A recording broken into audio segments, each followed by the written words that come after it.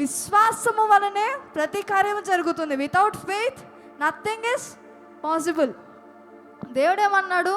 అది నరులకు అసాధ్యము కాదు నరులకు అసాధ్యము కానీ దేవుడికి అసాధ్యము కాదు అన్నాడు. అంటే అది నీకు అసాధ్యము కానీ దేవుడికి మాత్రం సాధ్యము. నీకు క్యాన్సర్ చేయించడం అసాధ్యమేమో కానీ దేవుడు ఆ క్యాన్సర్ చేయించడం సాధ్యము. నువ్వు మరణం చేయించడం అసాధ్యమేమో కానీ దేవుడు నిన్న మరణం నుండి తప్పించడం ఆయనకి సాధ్యం.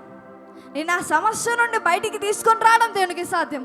కానీ నువ్వేం చేస్తున్నావంటే, నేనేం చేయగలను, ఆ సమస్య ఏం చేయగలదు, ఈ సర్కిల్లోనే తిరుగుతూ ఉన్నాం. అంతేగాని ఆ సర్కిల్ దాటి అసలు దేవుడేం చేయగలడనే మాత్రం మనం చూడు.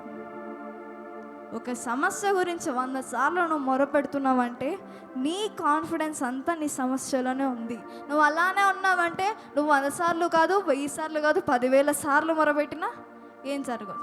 ఒకవేళ మోషే కనుక దేవుడి స్వరం వినకుండా దేవా ఎర్ర సముద్రం ముందే ఉంది, దేవా ఎర్ర సముద్రం ముందే ఉందని 100 సార్లు మొరపెట్టినా ఏమన్నా అయ్యేదా? అయ్యేది కాదు. దేవుడని చెప్పాడు, మొరపెట్టడు బాబు, చేతులు ఉన్న కట్టను తీసి కార్యం చెయ్యి అని చెప్పాడు. అదేంటి? దేవుడు చేస్తాడనే కాన్ఫిడెన్స్ అక్కడ కనిపిస్తుంది.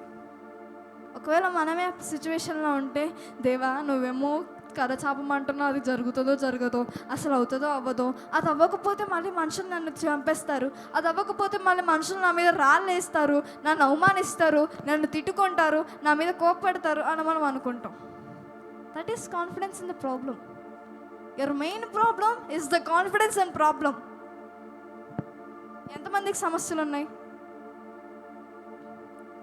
అందరికీ ఉంటాయి సమస్యలు. సరే, ఈ సమస్యల కంటే ఎక్కువగా దేవునిలో ఎంతమంది కాన్ఫిడెన్స్ ఉంది?